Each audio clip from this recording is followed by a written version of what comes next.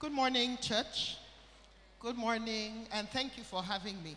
I was asking Deacon Tinka that, can I please stand up? Because when it comes to this parenting talk, I honestly don't know how to keep calm. So it's something I need to stand up and talk. I do not take it for granted that I've been asked to come and speak.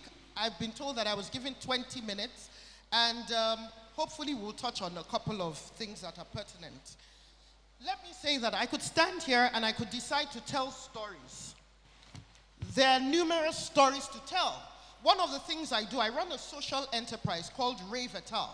And what we do is we go around schools to talk to children, to talk to students from about age 8 up, to talk to them about various issues. We also conduct an anonymous survey called What We Wish Our Parents Knew. And there we encourage them to tell us a couple of things they wish they could talk to their parents about, and to tell us why they haven't done so. And there are numerous stories I could tell from the responses that we get. Is it the children who have their nude pictures floating around in cyberspace and they're confused because they're being blackmailed by their classmates and their schoolmates, and they're told, bring money or I show your picture on social media? We have them plenty. And the reason why we started that survey was because I was getting tired of parents saying, it doesn't happen in Nigeria, it's only over there. There are too many things that happen. Those that are on the brink of mental health issues because they are being cyberbullied. And you see, cyberbullying for a child or a teenager is totally different from what a parent will consider. Simply passing a comment and being ignored, or posting a picture and not getting a like, is enough to drive a child to the edge. I could sit down and I could stand here and tell you numerous stories. Numerous stories of those who are pursuing careers that want, or courses that their parents want them to pursue. They have absolutely no interest in it. But because their parents will skin them alive, they have decided to go to school. And then the parents are complaining. You sat down, 4 years I was paying school fees for you to be a lawyer. And then you said you want to be a DJ, which was what happened to my son. Thankfully, he has completed law. I mean, yes, we're still in the process. My husband is here, by the way. We've been partnering in this parenting journey for 24 years. We don't always agree. In fact, a number of times we disagree. But somehow we bring our collective wisdom to bear, and with the Holy Spirit we've been able to raise relatively balanced young adults. We thank God. My daughter is 24 and my son is 21. So there are many things that I could sit down. I could tell you numerous stories, but then it would just be another storytelling session that will end with, hey, now wow. And even from the expressions that I can see on people's faces, I can already see people breathing heavily. We've heard all those stories. Enough of the storytelling. We've had too many reactions. Codine's story broke, everybody started running helter-skelter. People were telling their children, I hope you are not on drugs. Enough of reacting. We're too much of a reactionary society. When it comes to parenting in this age, we must be proactive, because the cost can be terrible if we do not act. So I'm not going to stand here and tell you stories. No, I think we've done enough. All I'm going to do is encourage us to be proactive, to be deliberate, and to be intentional as we parent our children in this age. Yes, I understand that there is a generational gap. And I was saying to my husband that there are so many generations sitting here that I'm honestly a bit confused as to who I should be talking to. But I'm sure that we will pick something at the end of the day. And the thing is, our children are so enlightened and they're so intelligent, and the kind of questions they come with, we're wondering. And then they've now used social media and internet to confuse us. And because we are immigrants migrating into the space of technology, we feel as if we don't know. Or they make us feel as if we don't know. Especially for those who have to go to their children every time and give them their phone. Please help me press something. You know, and the child is looking at you and wondering, Dad, I mean, how can't you know what to do? But this in parenting is one instance where the immigrants have legitimate authority over the natives. No matter how exposed our children are, we must not forget that we are the ones in charge. And I believe that that's what our brother here was talking about. I have titled what I'm going to be talking about, I have 15 more minutes, Raising the New Tribe.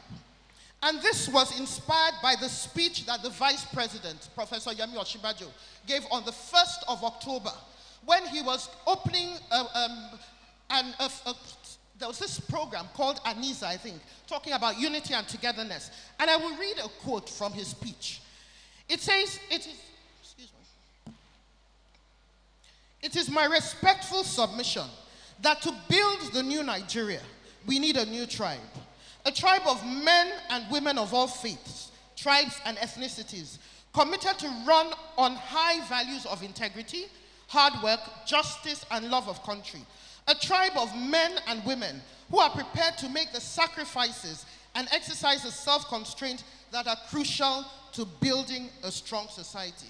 For some reason, that part of his speech has resonated with me since I read it, because it reminded me of the responsibility we have as parents. And there were a couple of words that jumped out at me. The Bible says in Proverbs 13:22 that a good man leaves an inheritance for his children's children. Too many times, our children think that that inheritance is money. So many children are waiting for their parents to die so that they can pass the inheritance. But it's time we wake up and realize that the inheritance we're talking about is not just money and wealth. Education is a critical legacy that we bequeath to our children. And we're not just talking about formal education, especially the informal. Many of us are guilty of not having taught our children how to do life successfully. Many of them cannot do life. We have taken over as if we're not going anywhere. And on a daily basis, we're reminded of the fact that we're human beings, because on a daily basis, people die. And we refuse to recognize that we're doing our children a great disservice. Yes, we are part of that new tribe that the Vice President was talking about. But beyond that, I mean, most of us have probably lived more of the life that we're going to live than what we have left. So we have that responsibility to raise this new tribe. And these new tribe are children. Now, when we talk about parenting, I'm not just talking about those who have biological children or those who have given birth or have children. I'm talking about parent figures. Who are those? Your uncles, aunties, big brothers, big sisters, educators. Educators have become default parents because your children spend the better part of their day in schools. So I'm talking to everybody that falls into that category. There are three words that stood out for me in that quote that I read. 1, high values. 2, sacrifice. And 3, self-constraint. I'll take the first one, high values. Values is something that I am particularly passionate about. Why? Because with the best will in the world, we cannot be with our children 24/7. A lot of us forget that. So we think we're the ones in control. Let me tell you, our children are a lot smarter, and they're listening to me, than we are. What they do not want you to know, you won't know. And it will be happening right under your nose. The only thing that will stop a child from doing what he or she knows he or she should not be doing are the values that you have instilled in them. The values act as a compass. I remember my son saying to us that when he was in uni, that a number of his flatmates were snorting cocaine. The only thing that stopped him was because of the values that he had imbibed. I mean, you are constantly micromanaging your child. I'm not saying we should throw caution to the wind and not monitor them. But as they get older, we need to make adjustments. Some of us do too much thinking for our children. We're not even letting them think. A doctor was telling me a story of a woman who brought her almost 30-year-old son to the hospital. I think he had some issues with drugs and all that. The doctor will ask the boy a question, the mother will answer. The doctor will ask the boy a question, the mother will answer. And we're thinking for them, thinking such that they cannot think. And then we're getting angry that they cannot think because we're confusing them. We have raised them to be confident, assertive people. And then we then say to them, I don't trust you to think, so just let me be thinking for you. We need to make adjustments. And the only way we can have confidence that they will make proper choices is because of the values we have instilled in them. So when you tell your child, remember whose child you are, what exactly are you saying to that child? Are you saying you better remember, if not, what I will do to you when you come back, Or are you saying, remember the values that I have instilled in you? Have you even instilled any values in your children? Deliberately. Because you see, none of us operate in a vacuum. If we do not instill the values in our children, society is going to instill those values in them. Because everything that is abnormal, which has become the norm, is what they will follow. Bribery, corruption, nepotism, telling lies. I had a program for children. I think they were ages 8 to 12. And I said, when you take something that doesn't belong to you, what is it? And they said, Auntie, technically it's not called stealing. It's called fapping. And that is how it starts. And I said, what is the difference between fapping and stealing? Anyway, they spent about 15 minutes trying to convince me that taking what belongs to another person without the person knowing is not stealing, but fapping. That's how corruption starts. And then we begin to wonder. So what values have we instilled in our children? If we leave the values education to chance, they will imbibe what reality TV shows are telling them. They will imbibe what popular culture is telling them is right, because you are not telling them what the right thing should be. Like I said, it's a full-time job to monitor our children, and there's no way we can do it. We need to start to teach our children to think critically. From age 3, 4, a child can begin to think. You see, gone are the days that you will tell a child, don't do this, and the child will answer you. You have to explain why. And you can't say, come on, you gotta sit down, I'm telling you to keep quiet, and you're asking me why. The child wants to know why. And that is how you help the child develop the critical thinking skills. As our children go older, we need to begin to relinquish control, because we truly are not in control. And the earlier we realize that, the better. What are some of the values that I think we should instill? Humaneness. We have become so mean, especially with this device. You know, that screen you think gives you some anonymity, so you can insult anybody. You know, when there's a gist on social media, the gist that is posted is not the gist, it's the comments. That's where the real story is. And when you hear the kind of things people say, it is disheartening. People have lost their humaneness and humanity. A lot of us sitting here belong to the middle and upper class, and we have a different kettle of fish to deal with. Our children, we need to let them know that life is life. I remember the story I was told of some guy whose father was a washerman, I think in Igbobi College or so. And by virtue of the fact that his father was a washerman there, he got admission into the school. And, you know, of course, everybody, they would look down on him, I'm a washerman. Anyway, several years after, they were doing fundraising. The guy's donation was the largest. You never can tell where they're going. And even if his donation was not the largest, we should treat every human being with respect. And we should teach our children to do so. And you see, the way we do so is by what we do. You see, it's called monkey see, monkey do. It's not so much what we say to our children, but what they see us do. So what are some of the values? Humaneness, hard work, empathy, integrity, and respect.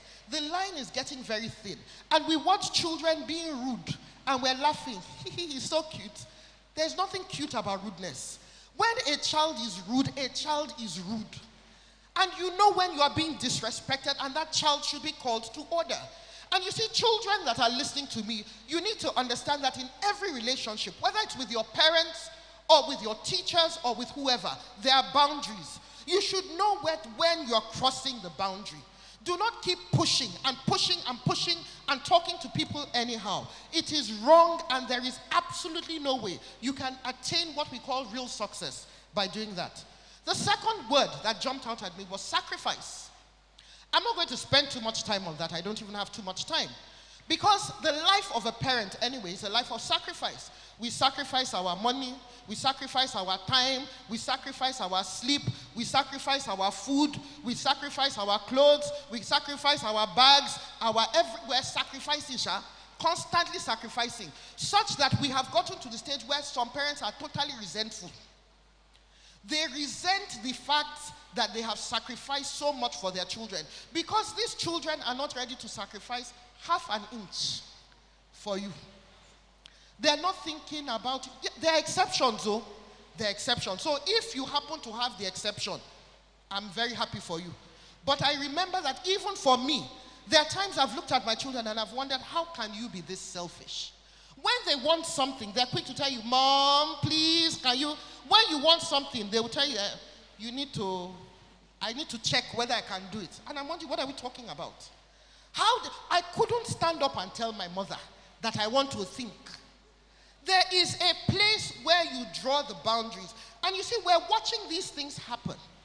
And we're not doing anything about it. I tell my children, you can't pick and choose when you're in control. You see, the Western world, their case is different. From age 18, you're on your own. You collect student loan, you pay your school fees, you get a flat, you walk. We have confused our children. In one breath, they have attained the age of 18. We have told them that they're adults, but we're still paying their school fees. We're still doing every single thing for them. And then we're trying to expect that they would be responsible. It doesn't work that way. We should choose today which one we want to do. I agree that there's a place for balance. And I'm not saying we shouldn't imbibe it. But many of us are saddled with our children that we know who have no business living under our roofs. Still living under our roofs, and we're still paying them pocket money. There's something totally and absolutely wrong with that. They should get up and go and work. And that's why we need to begin to teach them about the dignity in labor. They should start wherever they are. There's so many fast food joints going up. If your child stands up and tells you, I cannot do that, then they should find out how they want to pay their bills. If not, they start from wherever they are and they grow. And why is that a sacrifice? Because, to be honest, it's difficult to do. It's very difficult to watch your child. You know, we've been used to hovering over them and doing everything for them. It's very difficult to just fold our hands and say, you know what, you are going to work and I'm going to close my eyes. But we have to sacrifice that pleasure and that comfort that we feel.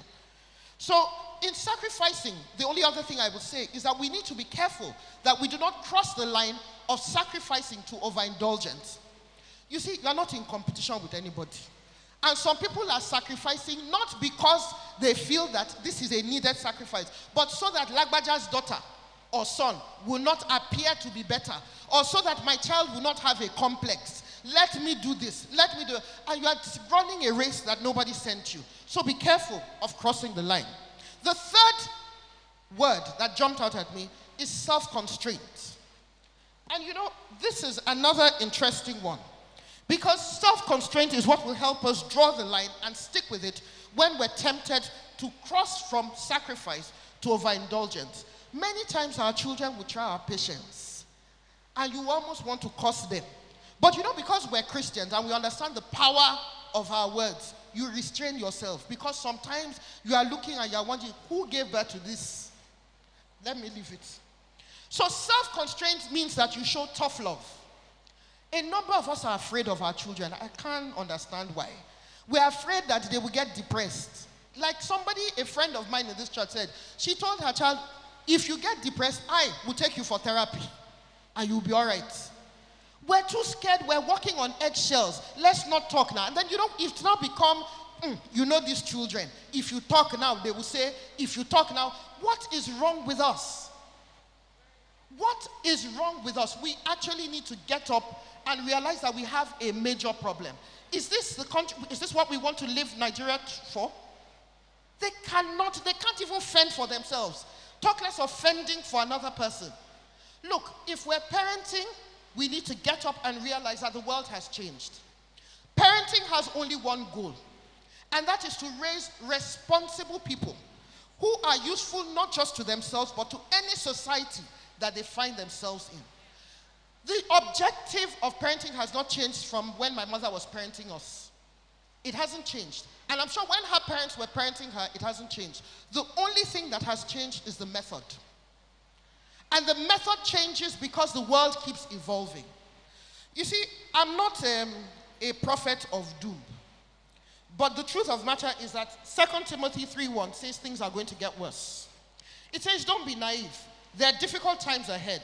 As the end approaches, people are going to be self-absorbed. Our children are self-absorbed, many of them. Money hungry, self-promoting, stuck up. You're talking about, I don't do island, I don't do mainland. And I'm wondering, which one do you even own? I mean, where do we even, it's such cockiness that should be, And they say it's just banter. You know, anytime they do anything and you call them, they'll just say, it's just banter now, we're just playing. That kind of play, we need to, you see, because they don't know when to stop. And we need to let them know when to stop. So it says, people, they will become self-promoting, stuck up, profane, contemptuous of parents, crude, coarse, dog-eat-dog, unbending, slanderous, impulsive, wild, savage, cynical, treacherous, ruthless, bloated windbags, addicted to lust, and allergic to God. They'll make a show of religion, but behind the scene, they're animals. This is 2 Timothy 3:1, the Message translation. And it's something that I think we need to go and read and study. The goal of parenting hasn't changed. The method must change because the arena of parenting has changed. For those of you who say, I'm not on social media, and you have young teens, you better get on social media. Because you see, before, if your child says, I'm going to Ade's house to go and play, you will ask, what is Ade's address? Even if you're not going there, at least you know where to find your child. Now your child says, I'm going to play with my friend on Snapchat. You don't even know what it is. You said this chatting snap. You don't even know what it is. I'm not saying you should be a guru in that space, but you need to understand where your children hang out. Because when you do that, then you begin to know that some of the stories they tell you are probably very alarming, but not true. And some of them are true. And that's the only way you can guide them. What I believe is that as we parent our children in this age, the only thing we can do is to keep reinforcing values. We need to remind ourselves, and I'm hoping that as we do that, we ourselves will remember the values that we're supposed to hold on to. I decree and declare that our children will not walk in the counsel of the ungodly. They will not stand in the way of sinners. They will not sit in the seat of the scornful. Their delight will be in the law of the Lord, and in his law will they meditate day and night. Our children will be like trees planted by the rivers of water. They will bring forth their fruit, good fruit, in its season. Their leaves will not wither, and every single thing that they do will prosper. But it's up to you and me to do what we're supposed to do. Thank you.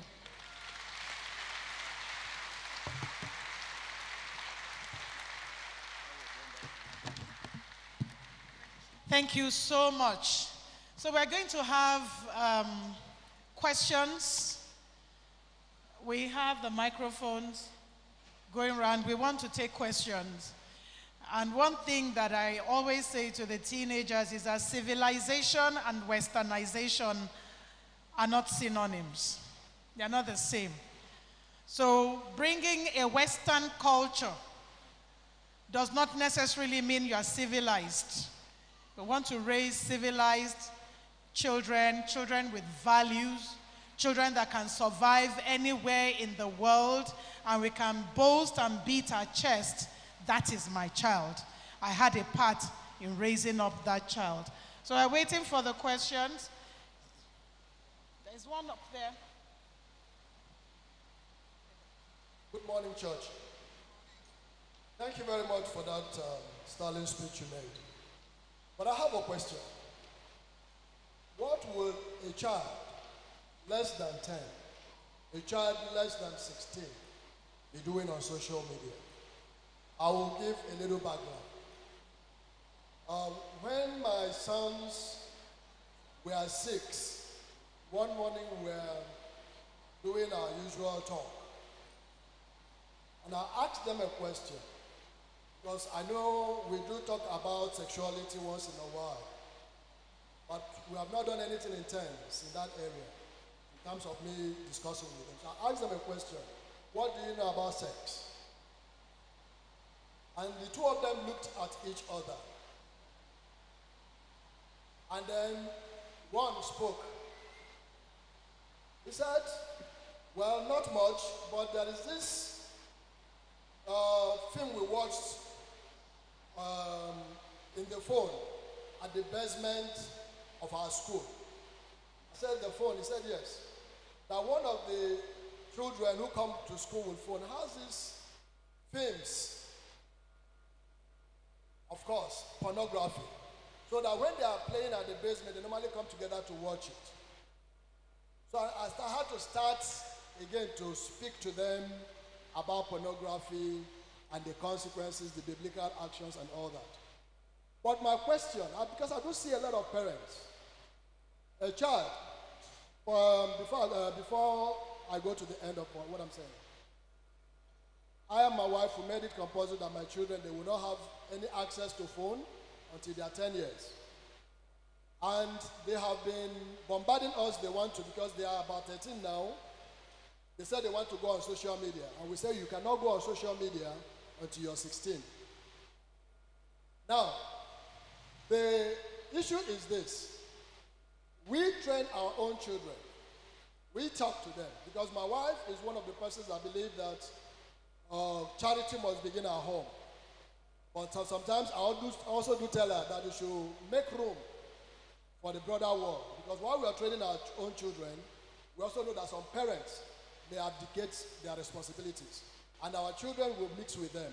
So at that point, that is where God's intervention comes. But the question is, why do parents allow their children, age 10, less than 10, and then you give them phones and allow them to go on social media? Thank you. Okay, unfortunately, I cannot speak for parents that do that. I mean, other than to say that any parent who is allowing their child, okay, first of all, what do app developers advise is the age that anybody should go on social media? For some apps, it's 13. For some, it's 16. However, that is only a guide. So for the children that are listening and are 13 and are saying, "Sure, you can hear mommy," they said at 13. That's not what I'm saying, no. What I'm saying is that if you get on social media below the age of 13 and anything happens to you, the law does not cover you. Now, every parent should know their child. When you know your child, even if unfortunately, there are some 30-year-olds who get on social media and misbehave. So it is really not a function of age. However, age 10, you really have no business being on social media. Age 13, you can allow them, if you know your child, if you're sure that the child will be responsible, and if you sit down and you set rules. There are rules and regulations. This is what you will do. You may even choose to monitor them. There are apps and other things that you can do to monitor where your child is going. Some of these phones allow you to set some provisions so that your children do not access certain sites. But for parents that are allowing their children at age 10, age 6 to get on social media, you are doing them a great disservice. And like I said, it reinforces what I was saying about values. It is only a child who has imbibed values that knows that even when I get to school and another child shows me pornography, I shouldn't look at it. Because if they're only not doing it because you are there, there's so many things that they're going to expose them to when you're not there. What is the recommended age? Recommended does not mean allowed. I'm repeating that again. It just means that then you can begin to have the conversation that from age 13, okay, there are certain apps. And it's because our children will inevitably stumble on those things. But parents, we need to be careful. I'll just tell this little story and we'll move on to the next question. There was a young girl who the hairdresser used to come and make her hair, age 6. And you know how it is. Every day the child will cry when they're plaiting her hair. Anyway, the mother realized that twice the hairdresser had come and the girl wasn't crying. Nothing happened because she was busy on the phone playing a game. Or so the mother thought. She said, "Let me see the phone." It was pornography.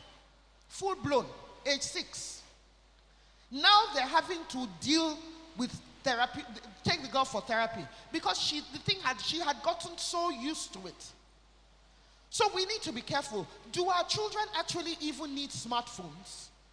If it is for communication, then buy a dumb phone and give them. Let them talk. I can call you, you can call me. It's okay. But we need to be careful and we need to be mindful. And let me also say on this social media, just in case, that our children can post also. You know, even for those that have older children, 16, you think you are following your child on Instagram. You don't know you are following a dummy. She has 2 accounts, or he has 2 accounts. One is Ngozi, the church girl, that wears church clothes, that her mother and her mother's friends and all aunties are following. Then the second one is Jimmy, the bad guy. That's the one that all the friends are following. You can never even decode it. So they will always be one step ahead of you, which is why I'm saying Reinforce values. Reinforce values and have conversations. I must commend you, though, for the conversations that you have with your children, because it's very important and it's good that you started early. Thank you very much. Please, I'm going to crave your indulgence. Please gather your thoughts so that when we are asking the question, we go directly to the question so that we can give more people time to answer. So I'm going to say something like, let's make our questions like 30 to 45 seconds. Can we do that? Please? Please. Okay. Praise God. I want to ask. And if you want to write the questions, we are also taking papers around.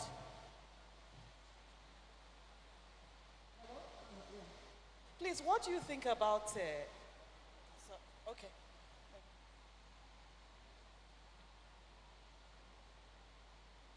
Okay, so what do you think about sleepovers?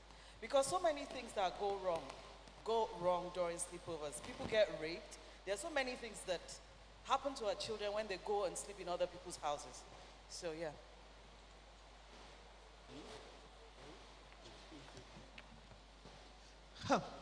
Okay, this sleepover business is tricky.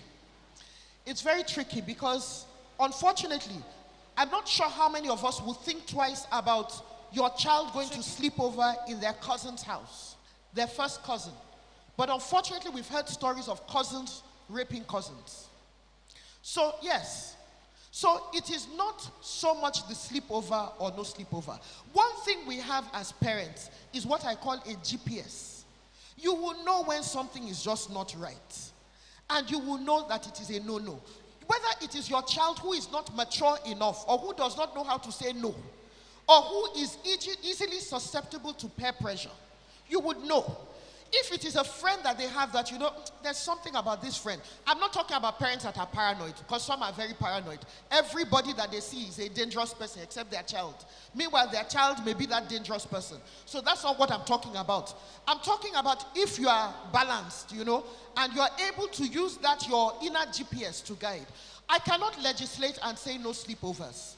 Neither can I say allow sleepovers. The only thing I can say is be very cautious. Because your child probably might go to a boarding school. A boarding school where she's sleeping or he's sleeping with plenty people. Anything can happen. You know, I've honestly thought about this thing very deeply until we have conversations with our children. Real, honest conversations and reinforce the values. How many issues do we want to deal with? Your child can even go for a sleepover and she won't tell you that anything happened. And things are happening. So it is not the sleepover itself. But again, I'm saying be careful. Because beyond sex, your child may be sleeping over in another person's house where their value system is totally different. Every morning they wake up and spray one powder. You haven't even told your child about that. There are some families that is powder that they spray. And your child is wondering, yeah, mommy, I went to this person's house and they were spraying powder. And me too, I took. And you are wondering, how many conversations do you want to have? Two, you must be careful to make sure that the lines of communication are consistently open. If you keep, your child won't even say anything again because you are getting too dramatic. Your child comes to you, mommy, do you know what happened when I went to Mabel's house? And then you are shouting, yeah, I knew it. Calm down and even hear what happened. That's the only way you can guide her. So like I said, I can't legislate whether you should allow sleepovers or not. It's a personal thing. It's up to you. But what I can say is be very cautious of how you feel and your instincts. A parent's instincts, I believe, is one of the tools that God has given us to be able to parent our children.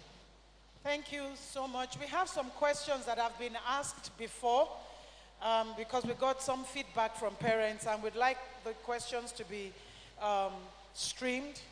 And maybe Reverend Awuni can answer the question.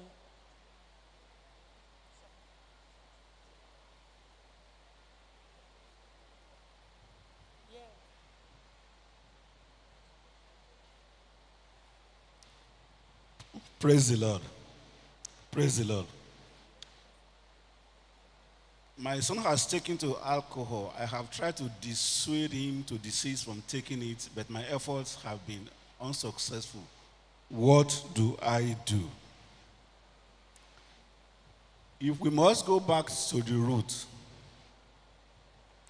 A newborn baby does not just know how to take alcohol. I would have been an alcoholic today because somebody, a relation of ours, came from the village to spend holiday with us in Ikoyi. My late father then was a federal permanent secretary. Before his arrival, we were not touching alcohol at all. It was just for somebody, for service to elders. He was the first one to tell us that we can participate in it. He will take alcohol and then some of the whiskey and then top it up with water. The day we reported him to our father was the day he sacked him from coming to our house.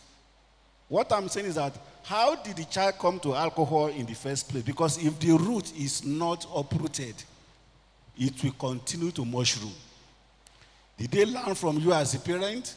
Did they learn from outside? They did just not become alcoholic in a day. They learned it from somewhere. And that root must be pegged and discouraged. Blessed be the name of the Lord. On the one that had been said before on social media and on the sleeping over, Jesus Christ was on social media and he slept over several times, or at least on one occasion. When they went to Jerusalem, everybody returned home. He was on social media with the scribes and the Pharisees and the letter and people who are well advanced in law in the temple for 3 days. He slept over. But doing what is godly, what will foster his ministry to preach the kingdom, the gospel of the kingdom. Praise the Lord.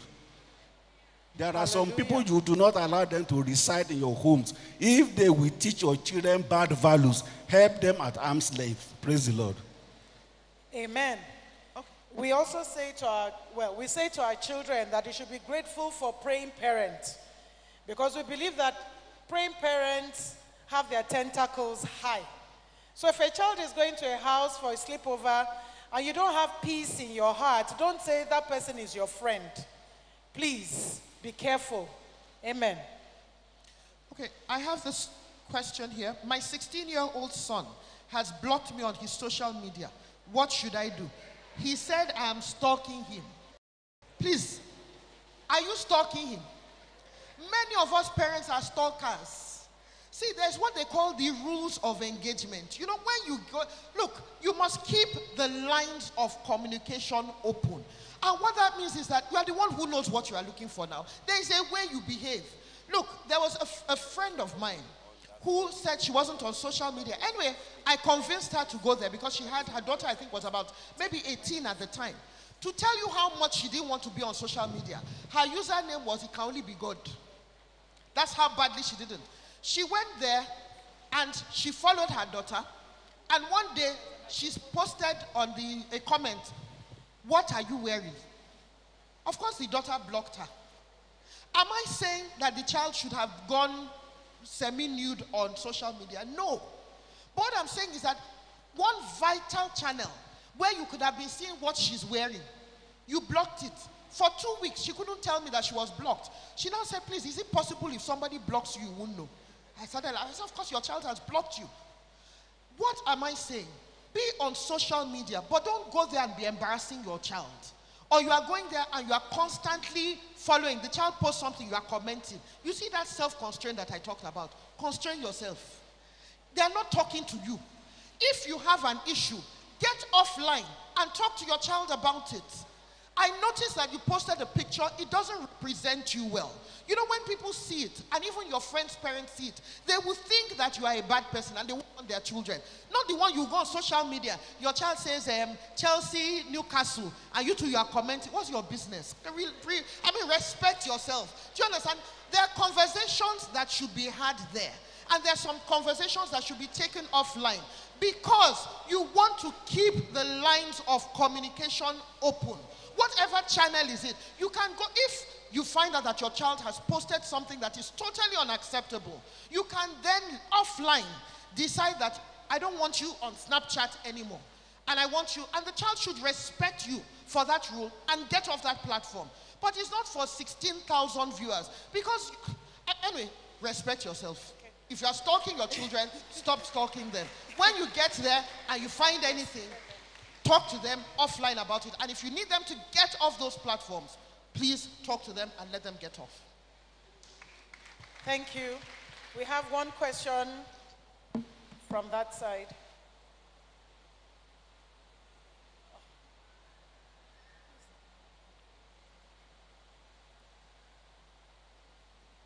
I want to ask, are there books or a kind of an NGO you can refer someone to? I have a niece, my uncle and his wife, they are illiterate. But for some reason, Gloria keeps confiding on me. Of recently, I saw on her phone when I visited, and in her chat history, she was asking somebody what is sex. Gloria just gained an admission into Pennsylvania University. At that level, she hasn't been taught by either of her parents what sex is. I am confused either. Since she asked me a question for some time now, I've not been able to respond. How do you help such a one? Sir, are you married? I'm not married, I'm talking about my niece. No, I know. Why I'm asking that, I was going to say that your wife can have that conversation with her. But in the event, you remember when I talked about parents, it's not just those who have had children. In this church alone, I'm sure that you can find one woman that you can say, this niece has been bothering me. What is sex? Come and talk to her about it. Because we're all responsible for the community that we find. Even in the community where you live, there must be somebody that can have that conversation. Which, by the way, one of the responses we've gotten from young people is that parents are too embarrassed to talk to their children about sex. And that is a tragedy. And I think the problem is that parents believe that we will be putting thoughts in their mind. They already know. That 4-year-old already knows. They may not know in depth, but they already know.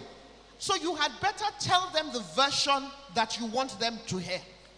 You need to have those conversations. But sir, are there NGOs? There are. And if you check online, but I'm sure you don't even have to go that far. In your community, there must be one. And the reason why I said a woman is so that she doesn't get caught up with one man who says, let me show you. And then it becomes a problem. So get a woman that you know is walking the straight and narrow, because these days we have to be careful, and that can talk to her about it. Amen. We have another one up here. Good morning, church. Thank you. I just want to ask, we are blaming the children, but I'm wondering if is it not the parents? The challenge I see after working with children for over 10 years is that it's the parents that are actually the challenge. The parents are not available. We've talked so much about value systems. Now, we talk about values, but half of the time, our children spend all the time with house helps. Is that not a challenge in itself? How can those house helps give the right values to our children? How many parenting books do we have? How many parenting courses and seminars do we attend? We spend all the time, we're busy. How many times do we connect with our children? We don't have the time to even have those conversations. When they go to school, we're out. When they come back, they're out back to this house help. So how will those value systems ever be translated? I don't see the children as a problem, but the parents that are unavailable emotionally, mentally, even physically, they are the ones that I see that are the challenge.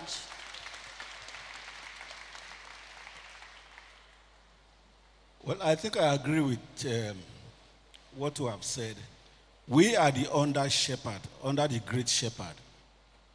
And the Bible says, know the condition of your flock. You must know the condition of your flock. You supervise them. You can't be an absentee shepherd. It will not work. The Lord is our shepherd. He's not an absentee shepherd. So that they will not be in want of understanding and of knowledge. Praise the Lord. And just to add to that, I think one other thing we need to do is to reorder our priorities. Must you go for that party? And if you go for the party, must you spend 4 hours? If the only time you have to spend and connect with your children is that time that they've invited you for that party, why don't you shelve the party? There will be plenty of time to do those things. We need to reorder our priorities. And until we realize, which is why I said teachers have become default parents. They just assume after paying 1 million, the teachers should do everything. They're not going to do it for you. So you need to sit down and reorder your priorities and deliberately, intentionally reinforce those values in your children. But I agree with you 100%. Good morning, Church. We have some questions that had been asked before that we would like to be streamed.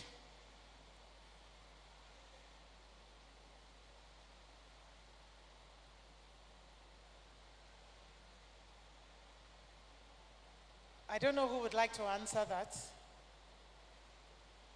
What happens when the man leaves the upbringing of the children to the woman alone? Okay, two things crossed my mind. My mother became a widow at age 36. My father died at age 42, and I was 14 at the time.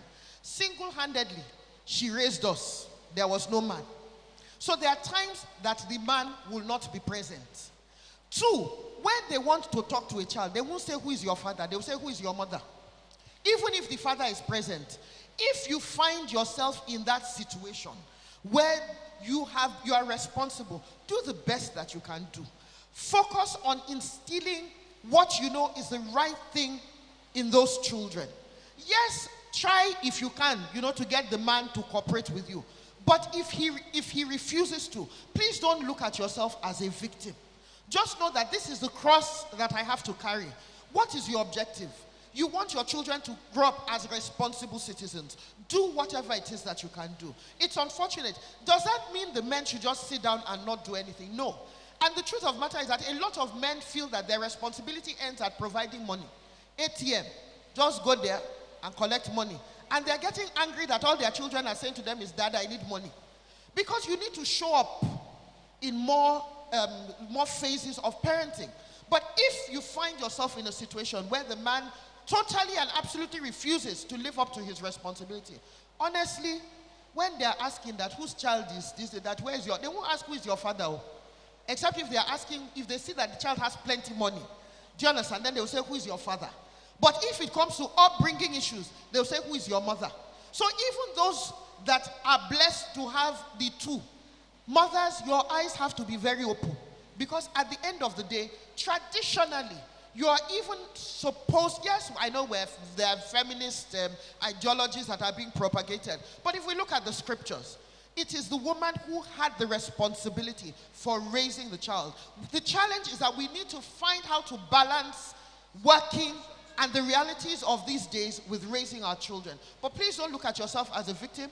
Accept your cross and continue raising your children. Thank you. Can we have two more questions streamed while he's answering? On the last question, I just want to add this. Circumstances of life may force a child not to be brought up by the biological parents. The reasons are numerous, like the one you have given. For example, it was not Elkanah and Hannah that brought up Prophet Samuel, a story which I know you know very well. There could be arrangement. It's not the biological parent who will eventually bring up that child. And I will just give an example. When parents know that they are deficient in a particular area of upbringing, it only makes sense for them to seek help outside, even if they are alive, from families, from friends who are experts in that area. For example, when my father was alive, he deliberately made me an alternate chairman to one of his companies. He was still alive. He did not have to vacate responsibility. But because he wanted me to learn an area of expertise where he is deficient, he vacated his role as the chairman of the company and made me an alternate chairman. That was under Mr. Bode Emmanuel. Well, in law, I'm the chairman. And when we got abroad and they said, okay, you are the new chairman, come and chairman the meeting. I said, in our culture, it is the vice president who should be the chairman. No, I'm only here to understudy him and to learn. So what I'm saying is that circumstances of life may force us to farm out that type of upbringing, and there's nothing illegal in it. Expect only what you have inspected. You can farm it out and supervise how your child will be brought up in your lifetime. Praise the Lord. Hallelujah. Okay, the question that was scrolling had to do with my husband is a bit laid back. Okay, my husband is loving and kind, but he's a bit laid back and isn't pushful. So when there's no money to pay school fees, then there's no money to pay school fees. And this is often the case. So I'm constantly stepping in. What can I do? I think this is one of the over-syllabus questions, because this isn't really a parenting question, but a marriage issue. And honestly, you need to have the conversation with your husband and talk to him about it. And is it that he has the money and he's refusing to pay, or he doesn't have it? It's a question that would be a bit difficult to take at this stage. Let me read this one quickly. It says, please, is it appropriate for parents to be bathing with their children, i.e. exposing their nakedness to them? Okay, I'm wondering, why would you want to bath with your child? Is it appropriate? No. It is inappropriate. I don't know what lesson you want to teach the child by deciding. I can't even understand what the issue is. Is it that you don't have sufficient bathrooms, you don't have time, there's no reason? It is totally inappropriate. Please, if you are bathing naked with your child, stop. Whether it is mother, daughter, father, son, there's no need. If you want to teach the child about the body parts, have that conversation. You don't have to strip. It is not appropriate. That's my answer. Thank you very much. There is this last one that I'm just quickly going to read out, because I don't know if we'll be able to take any more questions because of time. Most of these, this is the question, most of this relates to children. What of when you can't go back to the past and there are signs of depression, sexual abuse, no relationship with parents, etc., specifically for children 20 and upwards? Please, what can be done to correct the past? That issues have happened. So now you can tell that the child is depressed, the child has been sexually abused, you don't have any relationship with this child anymore, and the child is above 20. Is there any remedy? Okay, yes, there can be a remedy. What is the remedy? You see, Nigerians, we need to know that there's nothing wrong in going for therapy. Eh? There are a lot of qualified psychologists that you can go and talk to.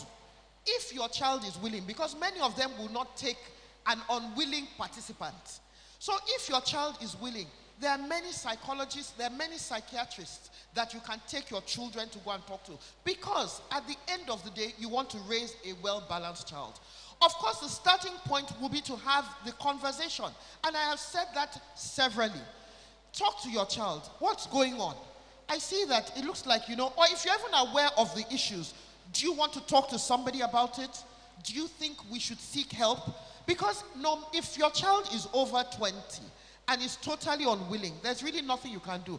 Of course, I'm assuming that we know that prayer is very important. We must pray. But you see, some of us have run away from going to seek professional help under the guise that we're praying.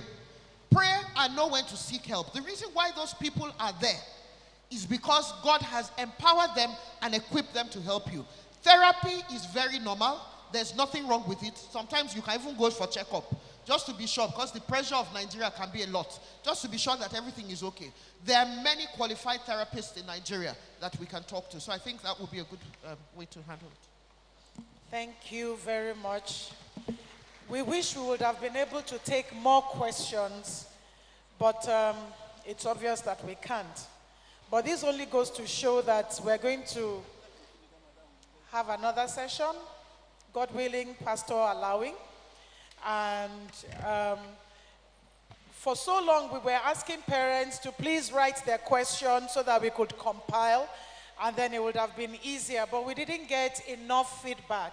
So I'm asking us today, please, if you have any issues that you want answered, because we believe that we're going to have another session, we don't know when, but we know we will have. Please let us have your questions.